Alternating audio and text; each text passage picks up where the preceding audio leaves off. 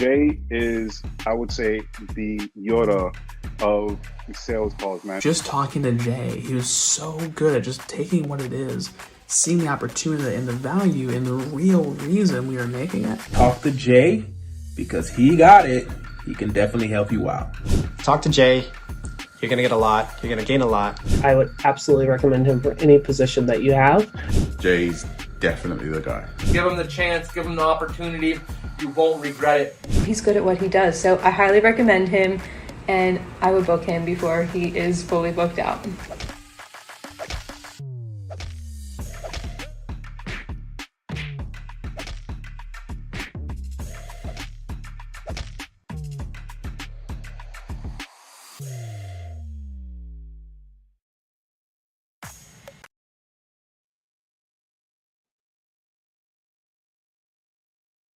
What is up, Sales Ninja? Back to another episode of the Sales Ninja Show podcast. If you've ever wondered how storytelling, leadership, and time management can take your sales and business to the next level, Test is going to break it all down. He's a serial entrepreneur, top performing sales advisor, master communicator, from student body president to running a thriving business he accidentally built during the pandemic.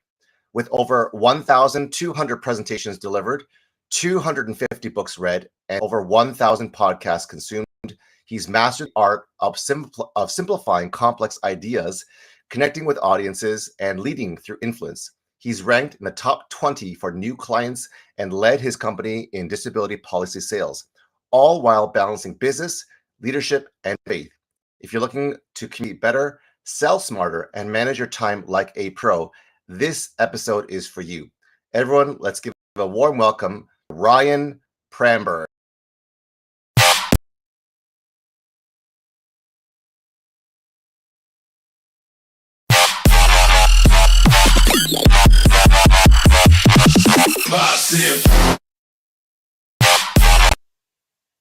Hey Ryan, how you doing?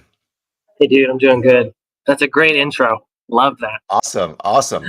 Well, it's in a the great intro because, background. It's good. Yeah. Well, it's a great intro because you've done some good things, and it's been get to know you as a brother from another mother from the same father, and you're top performing, sales advising, serial entrepreneur, master communicator, that accidental thriving business from student body president. Tell us, back in the day when you were a student body president, what was that like, and what did you do there? Yeah, so my school, we had a school about 500 undergrads, give or take, 400, 500. And so at one point I was like, well, what level of leadership do I want? Because I had a bunch of people asking me to jump into student leadership, and then had somebody coach me named Luke. He just said, what level of influence do you want? Do you want it at like the hall level or the highest level? And so I prayed through that and was like, nope. There's a story there, obviously, but the short version is I was like, I'm going to be the student body president. So I got to be the liaison between the students and the professors and all of the staff. And it was at a really chaotic time in our school history. And so there's like the drama is what I would say. Just a bunch of change and transition, but got to lead through that and really just kind of interact with leadership there. And there's a couple hairy moments in there where you're like, I don't even know how this happened, but I just got put in this position. And Jay, you know this, but whenever you're in leadership, people just assume you know the answer. And so they give you a bunch of problems that you're like, I don't even know what that is. You're like, but I guess I need to go solve it. So let's figure it out. Amazing. So your expertise spans from sales, finance, leadership, Bible, theology, anthropology, books, time management, parenting. Speaking of which, you mentioned you have 4 children. Yeah. If you're able to share what that's been like and what ages they are and how that's going so far. Sure. So I've got 4 girls. I've got 7, 5, 3, and 1. So we kind of get to span that, that gap. I think parenting's fun. I may be wrong, but I've always been a fan of like, don't take advice from people that you don't want to be like. And I think parenting is like 95% fun, and like 5% we need to discipline you. Oh, which brings me to disciplining. Some people don't believe in discipline, some people do, and some people go on polar, extremes on both. What's your opinion?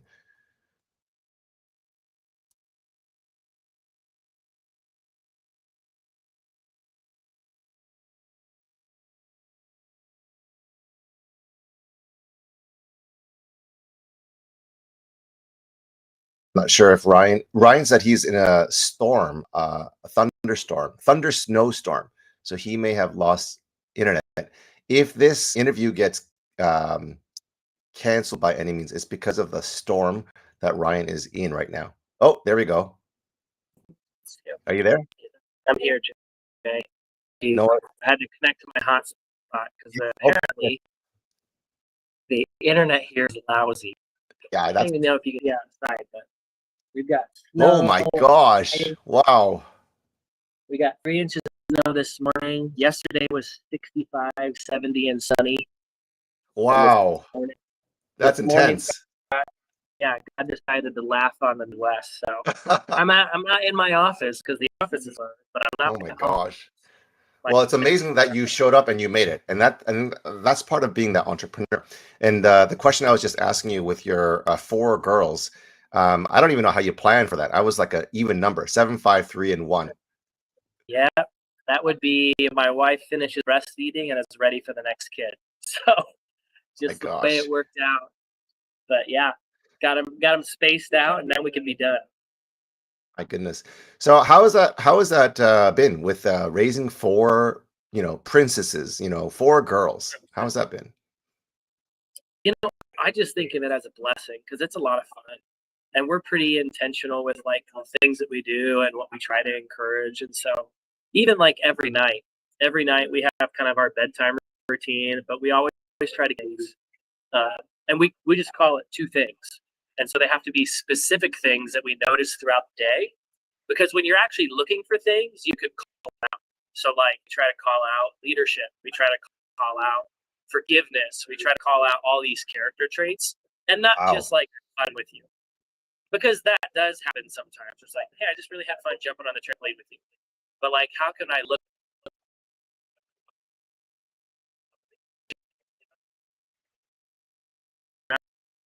that you really just like to focus on where is your weakness and how can you add to that?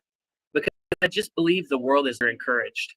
And my evidence for that is name the last time you gave someone a genuine compliment and they just received it really well. Most people get so uncomfortable and they do this and they try to like deflect instead of just saying, thank you. And so if I can be a part of bringing the world up and encourage more people, I'm gonna. And so we just look for specific, authentic, intentional ways to like guide our kids. And at least for us, we found that when you have pretty clear expectations, there's not a whole lot of discipline. It's just like they know what to do, they know what is expected, and then when they do something wrong, we just like, oh no, like we're surprised that they did it versus like bringing down the hammer. But they know the only time that the hammer gets brought down is when they're disrespecting their mom. And if they're disrespecting their mom, like it's bad news for them. Like that's the ultimate. Game over. Yeah, game over. Like honor your father and mother. Yeah. I can take a little more disrespect. I can replace you, right? No, just okay. Yeah, 100%. Oh my goodness. You should consider doing a parenting coaching because like one thing that you said that was really good out was only listen to the people that you really want to live like. And the second thing, because there's so many people that give terrible advice, first of all, and some of the worst is when you have a single person, whether it's an uncle or an aunt, that try to give you advice on your 4 children and they've never had a child, right? Like why don't you get back to me on time? Why don't you return my calls? Or why can't you blah blah blah, right? And it's just like because you haven't had 3 or 4 children, right?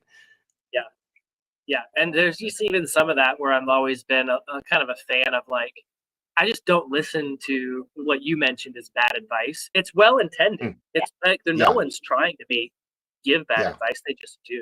And so the same type of people are like, marriage is hard. And I'm like, sure. Like if you make it hard, like it's probably 90% good, 5% hard, and 5% is kind of just like miscellaneous of like logistics. But I'm like, I And just when I don't listen to those people because I'm like, I don't really think that's true. I think that's just a lie. That's kind of convenient that people repeat at marriage conferences. point, because when I was getting married, a lot of my friends and people who I quote unquote looked up to said, you know, your life is over after you get married. And I'm like, really? And I kind of like was dreading or fearing marriage because of what they were saying. And that they were saying Yeah, like, you know, when you start out, you won't be able to afford a house. And with a few years, because I worked at the bank and saved up money, we owned a house, we were married, you know, and even when I was doing discipleship as a pastor, one of my mentors in Vancouver said, pain in marriage, but misery is optional. Like you said, you make a sure. choice to make a good Yeah, marriage. You make a choice to make good parenting, right? yeah, that's exactly what it is. And so, yeah, if you lean into those things and set those healthy expectations, I just think you can't lose, right? Mm. So let's shift back to the entrepreneur space, and you know, because you're a serial entrepreneur, you know, you work full time, you're a top performer. So talk about the discipline in, you know, leading a company in disability policy sales in 2023, being a net like a excellent communicator, storyteller, you know, being a student that learns with, you know, over 1,200 presentations, 250 books since college, 1,000 podcasts. That doesn't sound normal to me. Sure. Well, he's been doing that. No, I find so much value, Jay, in listening to and learning from people that know more than me. Because like when you just start with humility, you get to those places where it's like, how do we capture the best of somebody else? And after you read so many books or interact, like they're the same frameworks with different words, but which ones work the best for you? It's why if you even look online, like I bet right now, if you typed in finance books, there's 20 of them, and all of them have like 4-star, 5-star reviews. And you look through them and you're like, really? This book did it for you? But like maybe that was their first one. Maybe that was their introduction. And the same thing for podcasts. And so whenever I would sit down with people, I would just ask them, I'm like, Jay, what are the best hooks that you've used to get people to take action? Right? Because if I can go from whatever I have to leveling up to yours, I'm gonna steal that. And so I even joke with people like I get a reputation as being like all this stuff, and I'm like, really, I'm just the best thief, right? Like I do it smart. I try to ask good questions and curiosity. And when somebody has something better than me, I'm happy to like take my framework and throw it away and level up to theirs because why would I not? Like it feels stupid not to almost. So when you gave some language for some better ways to level up and to think about marketing and to think about, I'm like, oh yeah, that's an absolute yes. So even a quick story is like my business partner and I, at our last workplace, we're having a fight. We were like debating about like what's the right next step, and we had two people watching, and we Really? were going back and forth. Oh yeah, and we're going back and forth like politely, but like, okay, this is you have this assumption, and it's leading you to think this, this, and this, which I think the assumption is false, and so everything else in your conclusion is false. And we went back and forth, and my buddy changed his mind. Like he was just like, Really? actually, no, no, no. Huh. What you're saying is right. I missed that. Let's do what you're talking about. Wow. Let's move on. And the two people watching were like, how did you do that? Like Yeah. what is that? Because that doesn't make sense to us. Like Yeah. I just don't like that was the most polite disagreement, but you were both adamant that you were right. And then one of you changed your mind, not because you felt bullied into it, but because the other person made a better case. And so it just is like, I think the same way with learning and like, Jay, level me up. Um, Looking for those, again, people that just are further down the road than I am because who am I to claim that I know everything? But when you do that over and over and over, Jay, you do get pretty wise, right? Because you get to take everybody else's experience and incorporate it into you.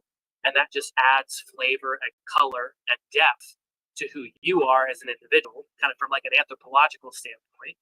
But it also adds just like case study after case study after case study of like, wow, yeah, I'm not the smartest person about any room. So how can I learn and be curious? Oh, that's amazing because there's so many things that I'm hearing from you that I can see the elements of success. Like, start with humility, taking out anything that doesn't work for you, whether it's a framework or, messaging outreach, and leveling up with someone who's living and getting the results that you want and taking their frameworks and stealing theirs, which is, helping you level up. That is an incredible act of character and humility that I can recognize from you, which is why I think when I was working with you, you'd be like, hey, give me your best practices. And you would just like, steal them in a good way. And I'm the same way too, because I want to be acting to my own preferences and only open to what works. Yep. Right. Yeah. A little bit of the pragmatism there. Absolutely. Yeah. And I love that. And I think we're similar that way, because I'm trying to buy time back from someone who's doing this for like 10, 20 years, and I want to learn it in the next week or month, right? And you're the same way, right? Yep, absolutely. And most people just don't have that time scale, Jay. Most people have like, oh, this will take 2 months. And I'm like, or it could take a week. Right. And you buy that, right? Because you're going to get better results and make that money back. Something that you said, right, was, I think, genius, and something to think, maybe put in the parking lot in your spirit, is I think there's an executive leadership consultation part of your business that can be like $100,000 to $250,000 ticket prices, because I talk to different people at this level, and conflict resolution is massive, like betrayal, stealing, cheating, not even understanding the other partner. You talked about, the way that you talk to your partner in the most polite disagreement. And maybe there's something like the level up conflict resolution, right? Within Skout Media, there could be a higher tier that's a multi-six figure, where you're helping the top, C-suite executives learn how to level up and how to resolve conflict in a polite way that they can agree to disagree, but find a pragmatic way to find out what's a false assumption and what is truth.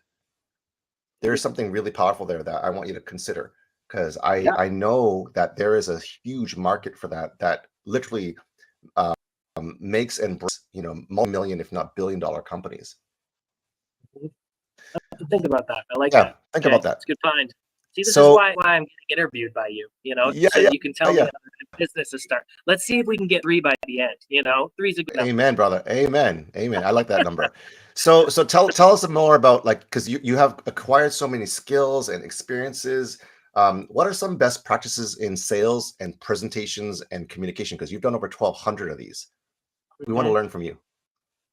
Yeah. I would say, first of all, reps do matter, but it's reps that are getting better. So I've given your presentation, almost all of them I practiced twice before I gave them. So if you want the reps, right, that's like 3,600 times that I've done something like that. And then the other is, like, I always say I want to pass the eyebrow test, right? And the eyebrow test is like, what is the audience doing? Are they kind of like this, where they're squinting and confused and they don't understand what you're talking about? Or are they like, oh?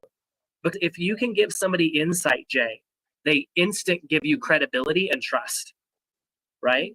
And so the more insight you're giving, the more aha moments that they're having, the more they trust you for the next question.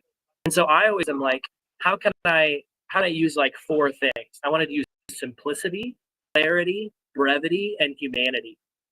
Because so many people think that by being and making it complicated, they're helping somebody else, because it actually makes us feel good as the presenter instead of the audience gaining clarity. And so when you're simplifying something, when you're putting it in human words without a bunch of jargon, it really levels people up. So I was sitting probably a year or 2 ago, I was sitting with somebody that was telling me about this networking thing they wanted to do. And I just asked them, like, okay, tell me what it's going to do. And then they gave this like 3-minute word salad and it was like over and over. And I just, like, at the end of it, they gave their pitch and I just looked at them and I said, hey, that's great. But all you did was you just slung a bunch of jargon words together and we're hoping that I actually understood it. Try again, please. And I want you to get rid of the jargon. And like Mm. you saw their eye, and they're like, you see where that small embarrassed point, but like Yeah. won a ton of credibility with it because they're like, you're Yeah. the only person that called me on that.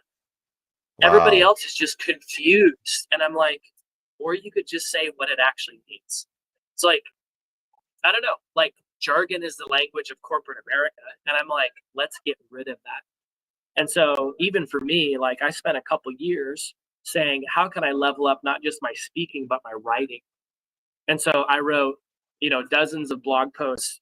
Whenever I wanted to do something at work, I put it in a memo because the memo has a line of reasoning and you're forced to get rid of any jargon that's not helpful, right? So there is some internal jargon that is useful, but it's getting rid of anything that's just not helpful.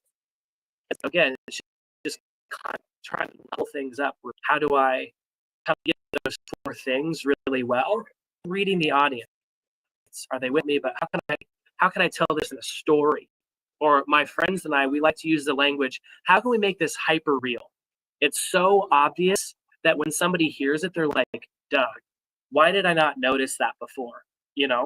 So like, when we're talking about parenting, how can I share a story about my kid of something that happened that's so obvious that people are like, oh, I know exactly what you're talking about. I've been in that exact thing. Or something we've all experienced. If you go to a wedding, the best man speeches and maid of honor speeches, they're ones where they tell a personal story about them that everybody can relate to. If you're doing that while you're educating your clients, if you're doing that while you're speaking to an audience, everyone's gonna walk away better. And it takes work to get those, but man, like when you have it, I mean, I know you can remember what's the best speech you heard at a wedding because you were like, it was funny. It had something, they told a personal story, but when they talked about the person, I've also experienced all of those things about the bride or groom. And it's almost makes it more beautiful because it's your own story engaging in someone else's. And so if we can do that with our storytelling and our sales, now we're putting the audience member, the recipient, they're in the driver's seat. They don't know it. That was beautiful. I think you said something that's really, highlights in, being people of faith. I grew up in a Presbyterian church where mostly the sermons that I heard were so boring that it would put me to sleep, and I actually go behind the pew with the biggest head or biggest hair just so I could take a nap because I knew that as soon as the pastor spoke, I knew that I would be falling asleep. And then there were times where I would hear like a dynamic preacher like Francis Chan or someone like that just kind of took my attention, and just the power of storytelling and the power of the narrative brought up the gospel in a way that I was like, man, I never thought of it that way. Or he had one where he was on a balancing beam. It was like he had props on the stage where he was on the gymnastics beam, and he said something like, in life we when we are little kids we take all the risks, but when we get older we get scared. And then he started to hug the balancing beam. He started crawling it, and at the very end, we're living this safe life, and then he jumps down to the bottom, and he says, "Look, I made it, God." Ta-da! And then we look behind, ta-da, and we look behind and said, God's like, you stop risking, you stop daring, you stop dreaming. Why live such a safe life? Just like, oh my gosh, oh my gosh. And he used one of the tools that I like to use too, which is how can I make it physical? Because I'm convinced if you can't make it physical, you can't understand it. So when I'm doing financial advising, I draw pictures on the whiteboard all the time because if you confuse the audience, you lose them, right? And so I have all these pictures of helping you understand conceptually what you're saying yes to, so you can say yes, even if we don't have all the details yet. Hey, what makes sense for this thing? What makes sense for that thing? Because again, people don't follow auditory anymore. And I think it's a farce that people are like, I'm visually no, everyone's a visual learner. It's like, if you do the stats, it's like, you remember 10% of what you hear, 40% of what you see and hear, 90% of what you teach. But that just means everyone's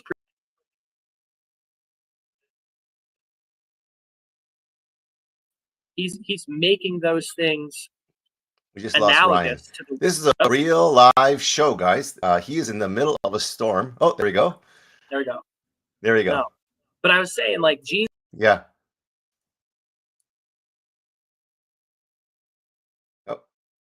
It froze again.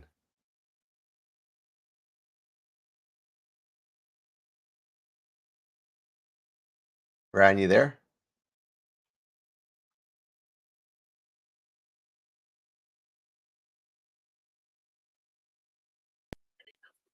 Oh, can you hear me? Yep, I got you. The hotspot Okay, here you go. better than the internet, so we're staying on the hotspot. Okay, yeah, good idea. So I lost you for the last 30 seconds. We were talking about the power of storytelling. Oh, yeah.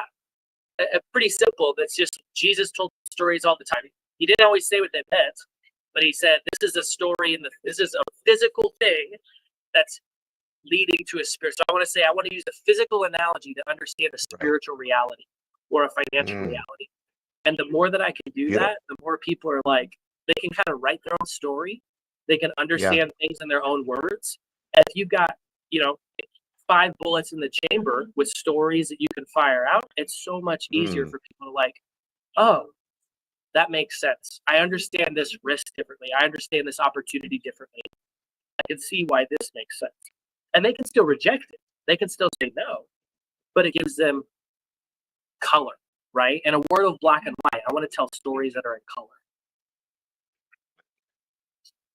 I see another business there, speaking on stages with confidence, because you have this ability to help people have the ammunition, the 5 bullets in the chamber, and a powerful storytelling or even story selling, if 5-stage selling, to make the hyper real, which is the normative and what some people would be, monotone and boring, you can bring to life by bringing, like you said, those 4 things: simplicity, clarity, brevity, and humanity. So here with us, in Skout Media, I know when we were talking that, most of your business was word of mouth. Your close rates were pretty high. Since this is a Sales Ninja Show podcast, share some of your, maybe 3 top sales tips on how you're able to, enroll more clients, how you're able to get more word of mouth referrals, how you're able to those $10,000, $20,000 or even higher tickets. Yeah.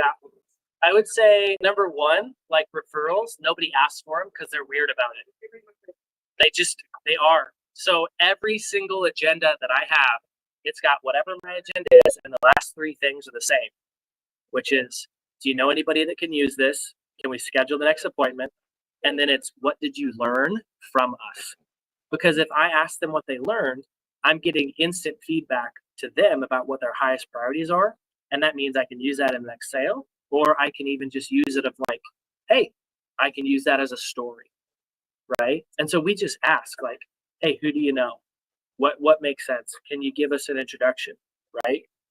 The other for those high ticket is I always just tell people like, don't sell out of your own pocket. Like, if you're going to ask, and do it just directly. Most people use what Vanessa Van Edwards calls the question inflection, where they get uncomfortable asking for a large ticket item. And so their voice naturally increases, So it's like, Jay, would you be comfortable coming on my podcast? It's like, you might not be able to say why you want to say no, but it's because the question in my voice increases your hesitation, right? And so you can practice in the mirror like, Jay, love to have you on my podcast. Let's do it. This is what I need from you. This is what we need to move forward. Are you in or out? Like, some of that directness and plainness is just useful. And then I always tell people, like, again, if you're teaching for insight, if you're doing a good job in the sales process, you should be the only person they're thinking of. So, for example, with our biggest ticket client, we were one of 6 bids, and they were like, you were the only one we were talking about. Because in that process, we were teaching them how to think about their website, not just saying, here's the price, here's what we'll do, this makes sense, this makes sense. We were saying, no, you've actually got your assumption wrong. And here's the 2 or 3 assumptions that are correct. And this is why this needs to happen. Oh, and by the way, we can do this for you. And this is the price. And so when we worked backwards, we just created a better pitch. And because we created a better pitch for them, now we just replicate that with every client that comes in. And over and over and over, it's just led to really great results, because it's like, oh, yeah, we asked for 3 or 4 other bids, but you were the only company that it made a lot of sense for. Unless somebody has a better offering where they're like, we'll make an app for you. Okay, fine. We're not going to compete in that. But we're okay with that because it's like, we didn't want to win that bid if that was the expectation anything. We can't provide that. So yeah, the biggest item we had was a $90,000 sale where it was like, we need to do a website and an app on our own. Wow. And all this stuff that adds in. And we were like, okay, let's do this. But we always had the opinion of like, let's just make it happen. Like, let's say yes and figure it out, and we can learn from it. And we're going to still over deliver. It might take some more work, but now we have another tier of service, another type of client we can serve. And again, we don't want to sell out of our own pocket. Like, oh, do I think that might have been worth it? Maybe. But for them, they were like, yes, this is a huge win. Absolutely. Let's get started. And so far, they've just been like thrilled because you're just like, yep, let's just have some of those systems and room for maneuverability within our systems and processes. Amazing. So I know we're running out of time, and we did have some technical difficulties, but you did amazing despite the thunder snowstorm. Dude, So well done. It's wild out here. I'm so not excited to shovel. Like, it's just heavy, wet, 3 inches of snow. I know. Like, I'm gonna work out today, but my back already hurts. I'm 33. Like, I know. can't do this, Jay. We do what we do best and outsource the rest. Hire a teenager to do it. Hey, my neighbor. Yeah. So tell us how we can get a hold of you and how people can reach out to. This is a good direct ask. Like, what are you offering to people? Who are you looking for? And what kind of service delivery or kind of fulfillment do you offer? Because people who are looking may be wanting to know how to use your services. Yep, that's good. Easiest direction is you're going to go to Skout Media and you're going to schedule a consultation with us. We've got booking links for our 3-4 salespeople. We like working with clients that have mature businesses, right? So they're looking for like a redesign of their site. And really, we try to give them some of those same 4 words, simplicity, brevity, humanity, and clarity when it comes to their copywriting and their ask. And usually it's a really good time if you've built your own website and you're like, my business is ready for the next stage. Let's move to a professional website. That's an ideal client for us. They've got the money to be able to say yes. They've got the time to commit to it. And then our goal is always to build a website in 8 weeks or less. We have some that take more because they're really big projects, or the client doesn't want to come to our weekly meeting. But if you come to our weekly meeting, we're going to keep pace with you, and we can build and launch websites super fast. If we had somebody that was really, really motivated, we can do it in 2 weeks. If you're like committed to getting the stuff back and forth and just saying, yep, that looks good. I want to change this. Let's move forward. And so we love working with clients like that, or clients that need a fresh website just to start their business, or they've been word of mouth forever. And again, they want to be more professional. Amazing. So Ryan, thank you so much for your time. We're going to put the show notes and all the links for you guys to reach out to Skout Media. Ryan is one of the smartest guys I've met who is doing amazing work with website design and optimization and conversions. So this guy knows what he's talking about. He is a direct guy with humility who loves leadership, communication. And so if you guys are looking to get onto the Sales Ninja Show podcast, just comment podcast and we'll reach out to see if you guys are a good fit. We're looking for people who are either 6 or 7-figure entrepreneurs to be our next guest. Ryan, thank you again so much for your time. And I hope that you don't hurt your back shoveling, and we will see you on the next call, I guess. Love it, Jay. Thanks for having me Take on. care. I appreciate the compliment. Blessings, brother. Bye. Bye.